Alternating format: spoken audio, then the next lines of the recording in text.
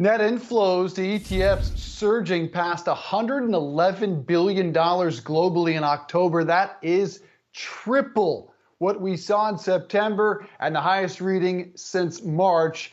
That data according to BlackRock. VettaFi financial futurist Dave Nadig back with us, part of our ETF segment brought to you by Invesco QQQ.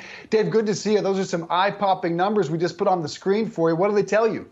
Well, if you look under the hood, it's definitely a risk-on-ish moment. So if you look at where that money has actually been going, a big chunk of it went into U.S. equities. Over $50 billion flowed in just in the last month, just in October. And if you look where it went inside that, it gets a little more complicated. We're not seeing a ton of money flow into the riskiest of risky ETFs, but we are seeing more interest in technology than we've seen in a long time, and also continued interest in things like dividend strategies, Dow strategies. We haven't talked about the Dow in a long time. There is a lot of interest in those sort of core equity positions. Meanwhile, on the bond side of the equation, it's very much a risk-on play. We saw the largest inflows into junk bonds, into high-yield bonds that we've seen, frankly, in ages. Clearly, investors are trying to get back to that core set of exposures, maybe trying to call some bottoms.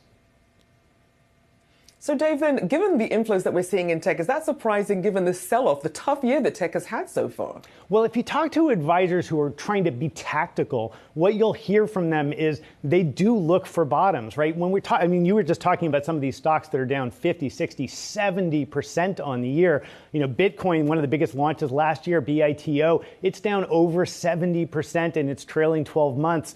At some point, people look back at these assets and try to figure out where there's some fundamental value. Whether that's in Bitcoin or Meta or Netflix, people are going to eventually try to call the bottoms on these things. Now, I think that's a bit of a tricky proposition. You know, in days like today where we're swinging back and forth 2% here and there, trying to pick an actual bottom, I think, is a bit of a fool's game. I'm more of a long-term investor. But we're definitely seeing that interest. People do want to be invested in what they think is not going to be the worst economy we've ever seen. At some point, all of these stocks end up being buys again.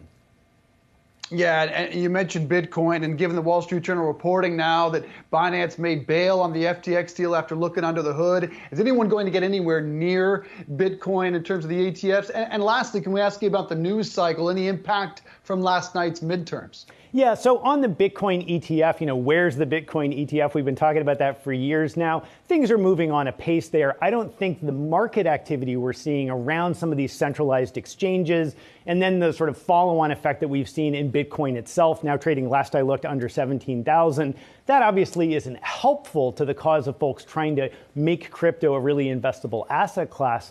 But at the same time, it doesn't actually put any roadblocks in the regulatory hurdles in getting those things approved. I do think we'll get there eventually. It's still probably another year off, if not further. We do need comprehensive crypto regulation, and maybe some of what we're seeing with the centralized exchanges will help regulators realize that a really solid regulatory framework would make a lot of this easier.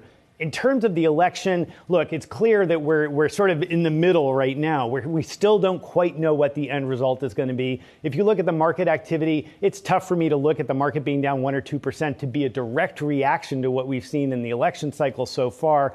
I think the business cycle is what matters here much more. You know, the stocks that you all have been talking about, those are moving not because somebody may or may not be getting elected. They're moving because those businesses are fundamentally changing. Certainly a lot for our investors to digest, no matter where you look. A big thank you to Dave Nadig there, VettaFi financial futurist. Have a great afternoon.